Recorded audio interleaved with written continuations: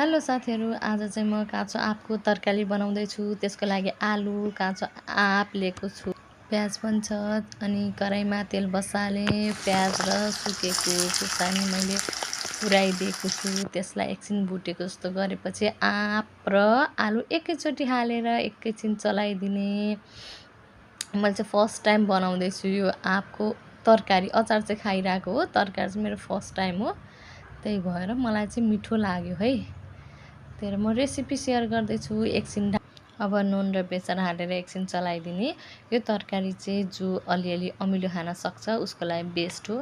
जो अमिलो खानै सक्दैन त्यसको लागि चाहिँ अलि हुँदैन।